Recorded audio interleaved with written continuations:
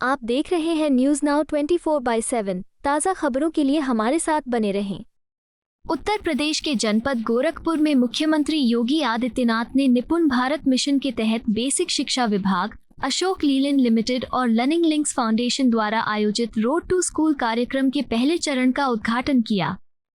मुख्यमंत्री ने छात्रों से भी बातचीत की और कार्यक्रम स्थल पर एक प्रदर्शनी का दौरा किया। योगी आदित्यनाथ ने कहा, 2017 में हमने स्कूल चलो कार्यक्रम शुरू किया। इस कार्यक्रम के तहत हमने लगभग 60 लाख छात्रों को स्कूल में प्रवेश दिलाया। कोविड के बाद स्कूली छात्रों की संख्या बढ़कर लगभग 1,52,00,000 हो गई। उन्होंने कहा, हमने बेसिक शिक्षा विद्यालयों में पढ़ने वाले विद्यार्थियों को निःशुल्क यूनिफॉर्म उपलब्ध कराने का भी निर्णय लिया। राज्य सरकार स्कूली छात्रों के माता पिता को बैग, किताबें, वर्दी की लागत को कवर करने के लिए 1200 रुपए दे रही है। हम सब जानते हैं कि किसी भी सशक्त और समर्थ राष्ट्र की सबसे प्रमुख जो उपलब्धि होती है वह शिक्षा होती है। शिक्षा किसी भी सभ्य समाज के लिए, किसी भी समर्थ समाज के लिए और किसी भी सशक्त राष्ट्र के लिए सबसे बुनियादी आवश्यकता है। शिक्षा के बगैर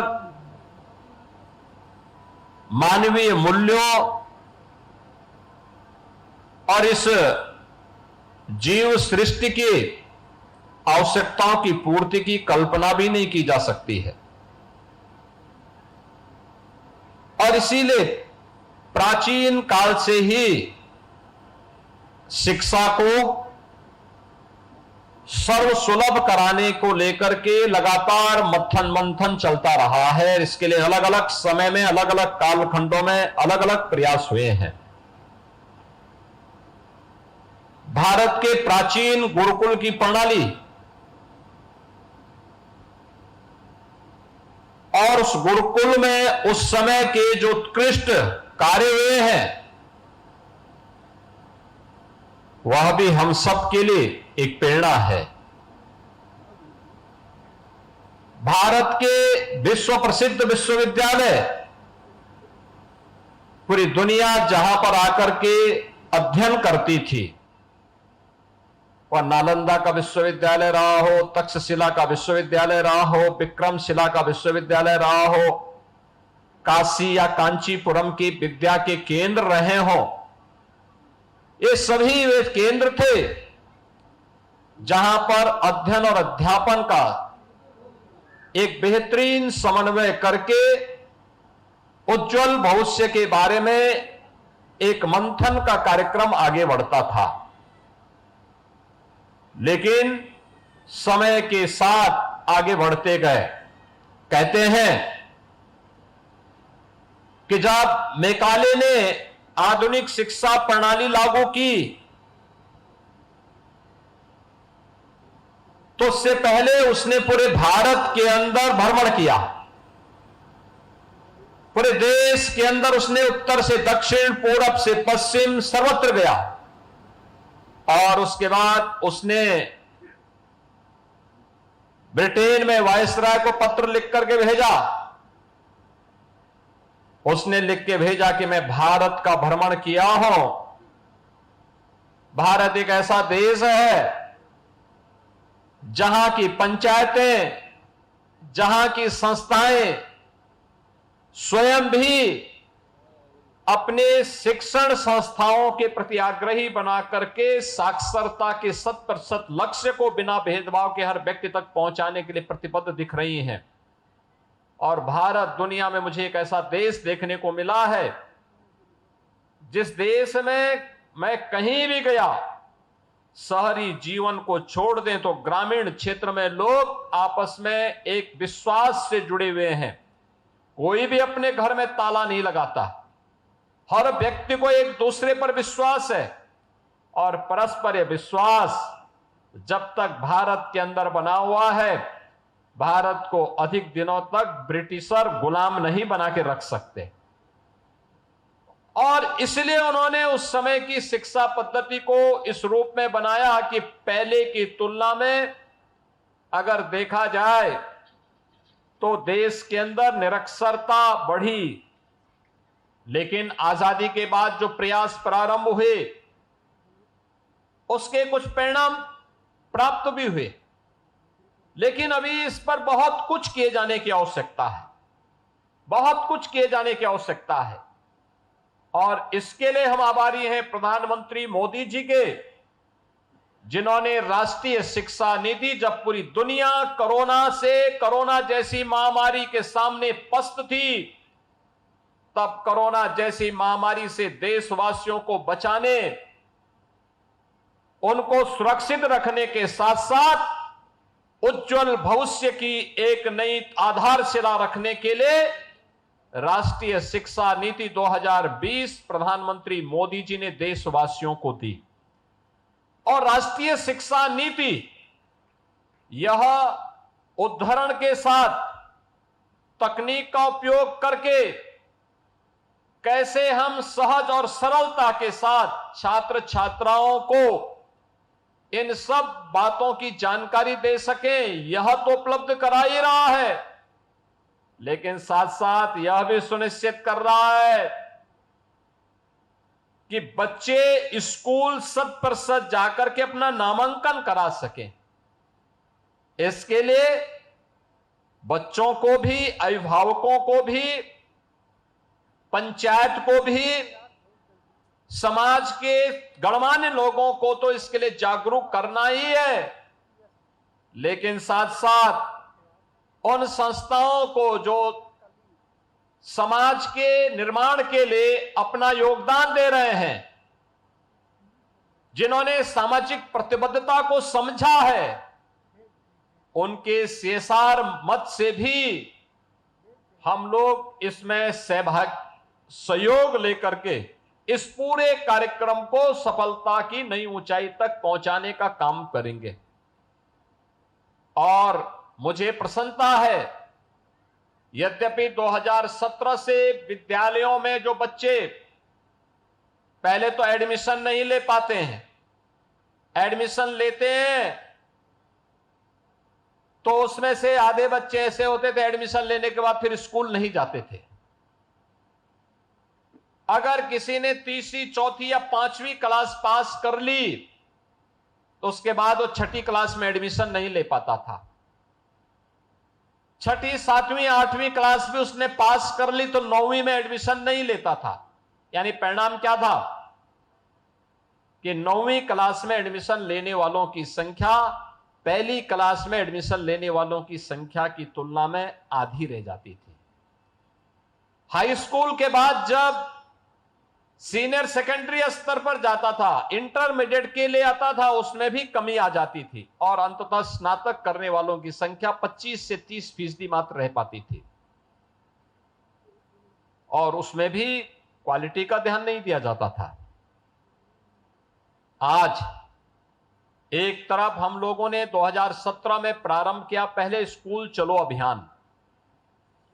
स्कूल चलो अभियान में जो सबसे अच्छा परिणाम आया कि अकेले उत्तर प्रदेश के अंदर हम लोगों ने देखा कि लगभग 58 से 60 लाख बच्चे नए बढ़े थे, जिन लोगों को हमें बेसिक शिक्षा परिषद के स्कूलों में एडमिशन कराने में सफलता प्राप्त हुई। आप सोचिए, कोरोना में स्कूली शिक्षा सबसे ज्यादा प्रभावित हुई, लेकिन 1,34,00,000 से बढ़कर के छात्रों की संख्या उत्तर प्रदेश बेसिक शिक्षा परिषद में 1,92,00,000 पहुंच गई और 1,92,00,000 की संख्या बताती है कि बच्चे स्कूल जाना चाहते थे, लेकिन उनको ले जाने का कोई माध्यम नहीं बन पा रहा था, उनको प्रेरित और प्रोत्साहित करने का कोई माध्यम नहीं बन पा रहा था। फिर इन बच्चों के लिए हम कुछ कार्यक्रम अपना आगे बढ़ा सकें, इसके लिए सरकार ने प्रारंभ किया। हम इन बच्चों के लिए, मैं जाता था इस अलग अलग क्षेत्रों में, जब मैंने देखा तो मुझे कुछ चीजें देखने को मिली। खास तौर पर बालिकाओं की शिक्षा के बारे में बहुत ज्यादा रुचि न होने के कारण अभिभावक बेटियों को स्कूल नहीं भेजते थे, या भेजते थे तो यूनिफॉर्म नहीं बनाते थे, जूते चप्पल नहीं देते थे। हमने सुनिश्चित किया कि जो भी बच्चा बेसिक शिक्षा परिषद के स्कूलों में पढ़ेगा उन बच्चों के लिए यूनिफॉर्म फ्री देंगे, स्वेटर फ्री देंगे, बैग और बुक्स फ्री उपलब्ध करवाएंगे और उन बच्चों के लिए जूता और मोजा भी उपलब्ध करवाएंगे। और मुझे प्रसन्नता है कि आज हमारी सरकार 1200 रुपए इन छात्रों के लिए, यूनिफॉर्म के लिए, बैग, बुक्स और शूज के लिए उनके अभिभावक के खाते में सीधे भेज रही है, जिससे वह अपने बच्चों के लिए इस आवश्यकता की पूर्ति कर सके।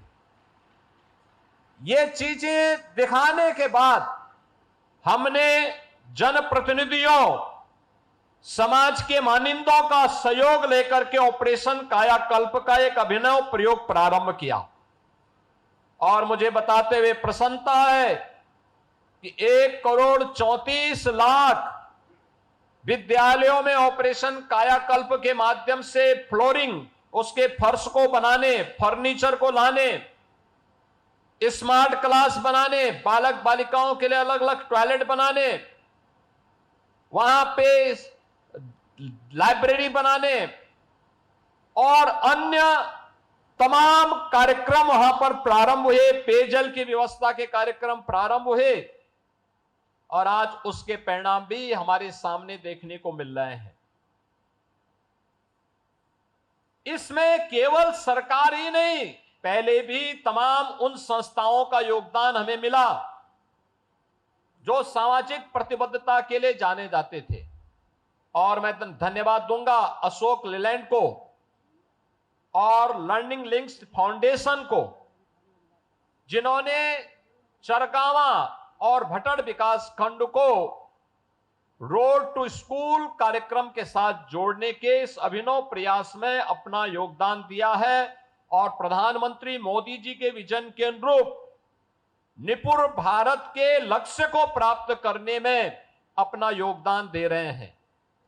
रोड टू स्कूल कार्यक्रम यह एक प्रकार का स्कूल चलो अभियान का ही एक नया रूप है।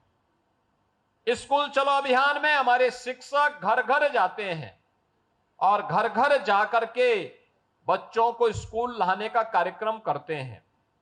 रोड टू स्कूल में जो बच्चे ड्रॉप आउट कर लिए या जो बच्चे स्कूल नहीं जा रहे हैं अन्य तमाम कारणों से, उनकी या तो समझ में नहीं आ पा रहा है या उनको पढ़ने में असुविधा हो रही है, उन लोगों के लिए यहां पे सुहका लीलैंड और लर्निंग लिंक्स फाउंडेशन के माध्यम से यह कार्यक्रम यहां प्रारंभ किया गया है। यह महत्वपूर्ण कार्यक्रम है। इसमें इन्होंने एक पिरामिड भी तैयार किया है। रिसोर्स पर्सन के बाद अन्य उनकी मॉनिटरिंग करने वाली टीम, उससे भी ऊपर एक टीम, एक पिरामिड बन जाएगा कि टॉप टू बॉटम एक एक बच्चे पर समीक्षा की जा सकती है। और बेसिक शिक्षा परिषद के साथ इन्होंने रोड टू स्कूल कार्यक्रम यहां पे प्रारंभ किया है। मैं इसके लिए अशोका लीलैंड को हृदय से धन्यवाद देता हूं कि उन्होंने चरगावा जैसे विकास खंड के इन 17,000 से लगभग 18,000 बच्चों के उज्जवल भविष्य को बनाने के लिए, जिसमें इनके द्वारा नए चीजें दी जाएंगी, जो प्रधानमंत्री जी ने राष्ट्रीय शिक्षा नीति में कहा है कि हम एग्जाम्पल दे करके, मॉडल दे करके उन बच्चों को बताएंगे। उसके मॉडल उपलब्ध रहेंगे, मैथ से जुड़े हुए उस प्रकार के मॉडल रहेंगे, आसानी से बच्चे उसको समझ पाएंगे, किसी को कोई दिक्कत नहीं होगी।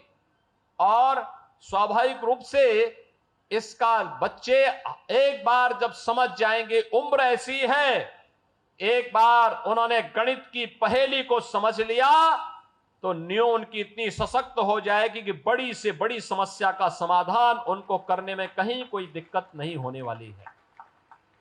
और मुझे लगता है कि यही कार्यक्रम लगातार हमें अन्य संस्थाओं में करना पड़ेगा। यहां पे पहले 90 स्कूल चरगावा विकास खंड के लिए गए हैं।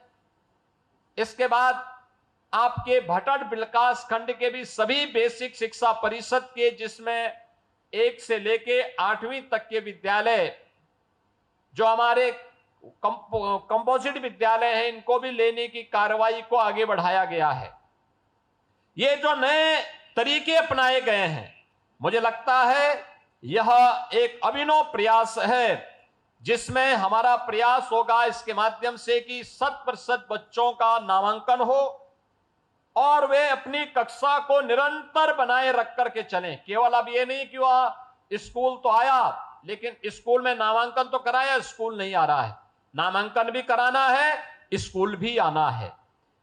फिर वह केवल 5वीं पास करने के बाद घर न बैठ जाए, बल्कि इसके बाद 6ठी में उसका एडमिशन भी करवाना है। 6ठी के बाद 8वीं पास करने के बाद फिर वह 9वीं में उसका एडमिशन करवाना है और फिर उसको योग्य बना करके आत्मनिर्भर बनाने की प्रक्रिया के साथ भी जोड़ना है, जिससे व्यक्ति आत्मनिर्भर होगा तो समाज आत्मनिर्भर होगा और समाज आत्मनिर्भर होगा तो राष्ट्र आत्मनिर्भर होगा और राष्ट्र अगर आत्मनिर्भर होगा तो कोई कारण नहीं कि भारत दुनिया की सबसे बड़ी ताकत न बन जाए। दुनिया की विकसित भारत की मोदी जी की परिकल्पना को हम साकार कर पाएंगे और इसके लिए जो भी आवश्यकता पड़ती है, यहां पे कैपेसिटी बिल्डिंग, शिक्षकों की क्षमता वृद्धि को भी, उनकी कैपेसिटी बिल्डिंग के लिए भी कार्यक्रम होंगे। अन्य तमाम प्रकार के रचनात्मक कार्यक्रमों के साथ साथ आप देखते रहे होंगे चरगावा, भटट, खोराबार ये विकास खंड, ब्रह्मपुर ये विकास खंड ऐसे हैं जिन विकास खंडों में इंसेफ्लाइटिस जैसी बीमारियों के कारण इस सीजन में हजारों बच्चे इस बीमारी की चपेट में आते थे। और मुझे बताते हुए प्रसन्नता है कि स्वच्छ भारत मिशन और स्वास्थ्य विभाग के साथ साथ उत्तर प्रदेश शासन और भारत सरकार के सभी विभागों ने अंतर विभागीय समन्वय के माध्यम से इस समस्या का समाधान का रास्ता निकाला है। आज इंसेफ्लाइटिस पूरी तरह समाप्त। इंसेफ्लाइटिस समाप्त होने का मतलब हमने स्वच्छता पे ध्यान दिया, शुद्ध पेयजल पर ध्यान दिया, परिणाम हमारे सामने है और इसीलिए यह कार्यक्रम इसके माध्यम से आगे बढ़ाना है। इसके लिए आधारभूत शिक्षा, स्वास्थ्य, खेल और कला शिक्षा के कार्य क्षेत्र भी इसमें सम्मिलित किए गए हैं।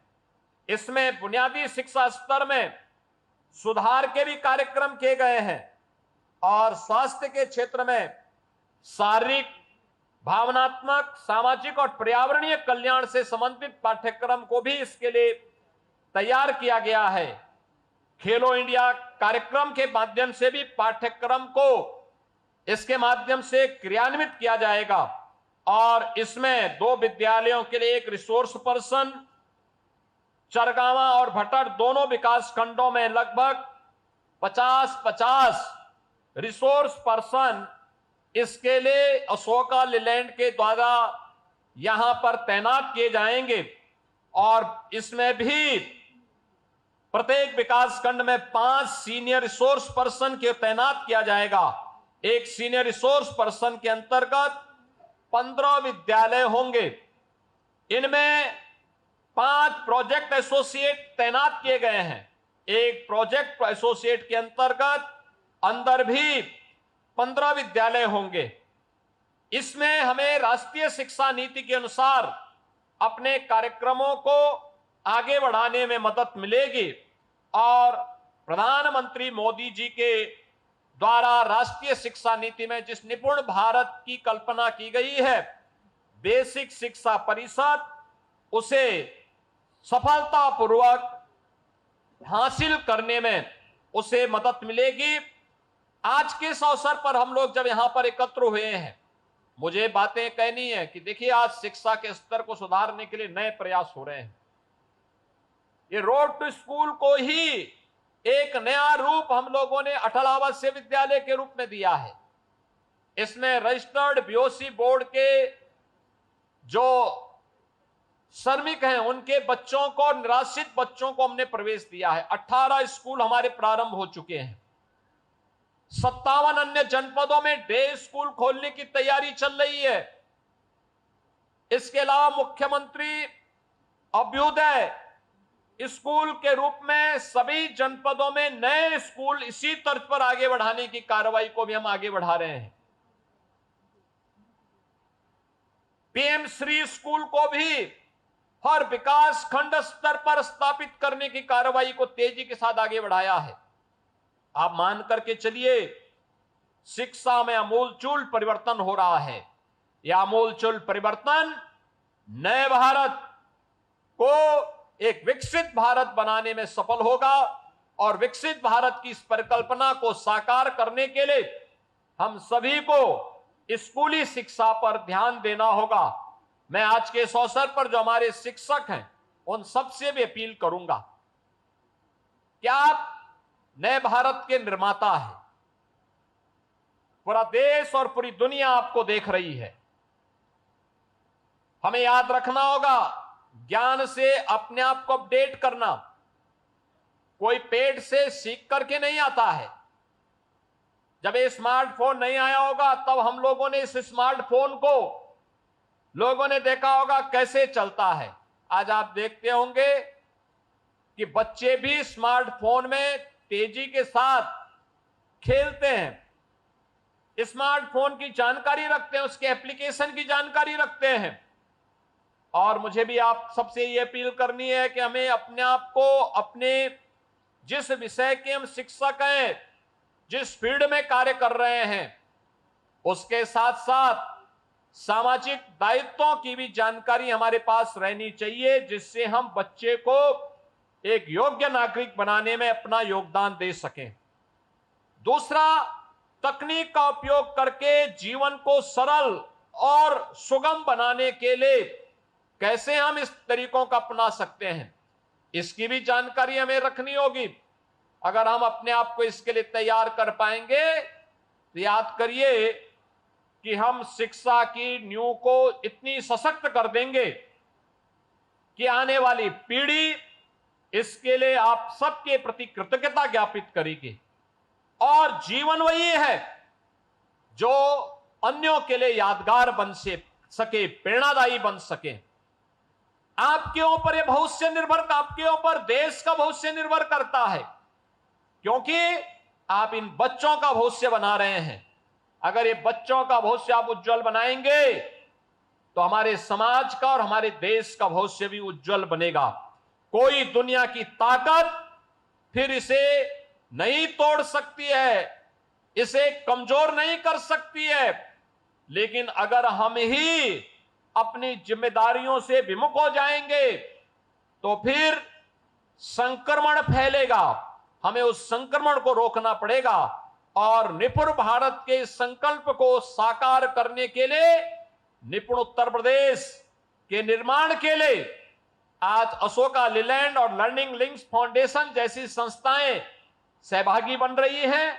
ये प्रसन्नता का विषय है। मुझे पूरा विश्वास है कि चरगावा विकासखंड एक समय सीमा के अंदर रोड टू स्कूल के कार्यक्रम को सफलतापूर्वक आगे बढ़ाते हुए यहां के स्थानीय जनप्रतिनिधियों को भी जोड़ते हुए, जिसमें ग्राम प्रबंध समिति है विद्यालयों की,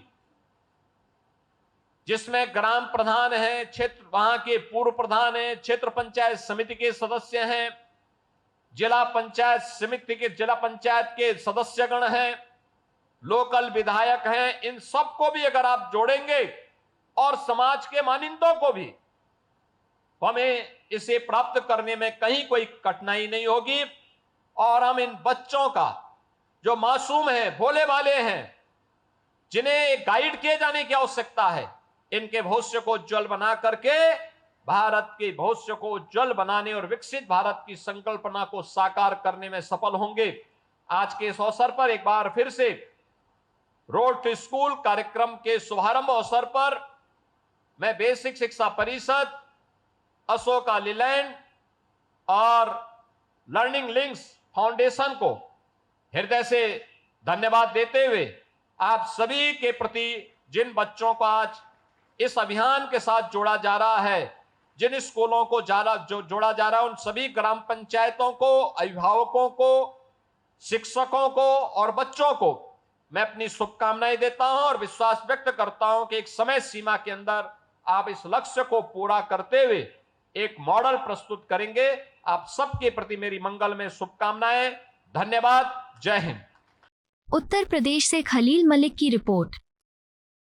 आपको यह वीडियो पसंद आया हो तो इसे लाइक करें, हमारे चैनल को सब्सक्राइब करें।